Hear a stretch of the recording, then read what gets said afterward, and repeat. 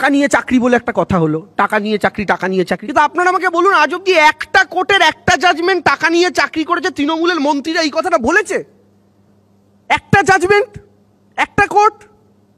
আদালতের রায় আছে কিনা, আদালতের এই নিয়ে কোনো রায় আছে কিনা? ভাই, পরেশ অধিকারীর মেয়ে চুরি করে চাকরি পেয়েছিল, এটা আদালতের রায় কি রায় নয়? মমতা বন্দ্যোপাধ্যায়ের হচ্ছে ভাইজি নাকি বৃষ্টি মুখোপাধ্যায় বীরভূমের চুরির চাকরি ছাঁটাই হয়েছে, এটা আদালতের রায় কি রায় নয়?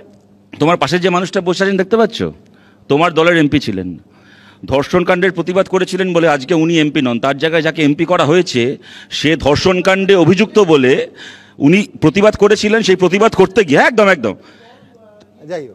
না উনি সেরেছেন ধর্ষণ কাণ্ডের প্রতিবাদ করতে গেছেন, দলের লাইনের সঙ্গে মেলেননি, এমপিশিপ ছাড়তে বাধ্য হয়েছেন, আজকে তিনি এমপি নন। তার জায়গায় যাকে এমপি করা হয়েছে সে ধর্ষণ কাণ্ডে অভিযুক্ত এবং তার বাড়িতে মমতা বন্দ্যোপাধ্যায় সিআইডি কে ছিল গ্রেপ্তার করতে, ঋতব্রত ব্যানার্জিকে।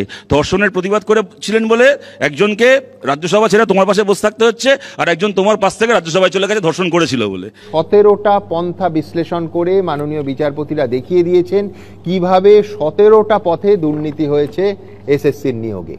অর্থাৎ একজন পার্থ চট্টোপাধ্যায় বা একজন সুবীরেশ ভট্টাচার্য নন, গোটা সিস্টেমটাই দুর্নীতির সঙ্গে জড়িত।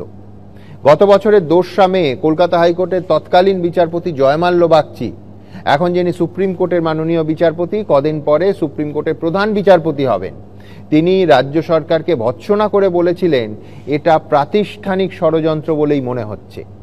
এমনকি গত বছরেরই 7ই মে সুপ্রিম কোর্টের তৎকালীন বিচারপতি ডিওয়াই চন্দ্রচূড়কেও বলতে হয়েছিল দেখে মনে হচ্ছে সিস্টেমিক ফ্রড। সমীর কাকু অনেক শিক্ষিত মানুষ, তাকে যদি বলি মাধ্যমিক পরীক্ষা দাও, দিতে পারবেন? একটা মানসিকতা থাকে, একটা মেন্টাল প্রিপারেশন থাকে।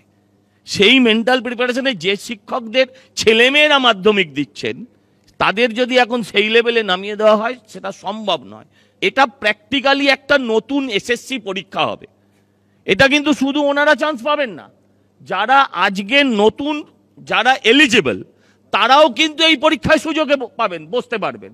এবার বলুন তো, 10 বছর আগে মাস্টারমশাইরা নাম্বার দিতেন কেমন করে? মমতা বন্দ্যোপাধ্যায় এ বিষয়ে একটা মহান উক্তি করেছিলেন, আমি বলেছি ঢালাও নাম্বার দাও। আজকে নাম্বারের খাতায় তো তারা পিছিয়ে পড়বে, যতই তারা ভালো ওএমআর শিটে যা খুশি লিখুন, যখন রেজাল্ট ক্ল্যারিফাই করা পাশাপাশি রেখে যাচ করা হবে তখন তো তারা পিছিয়ে পড়বেন। যে 26,000 ছেলে তারা যদি ভবিষ্যতে পরীক্ষা দেয়, ফেল করে পাস করে যাই হোক না কেন, তাদের চাকরি যাবে না তো?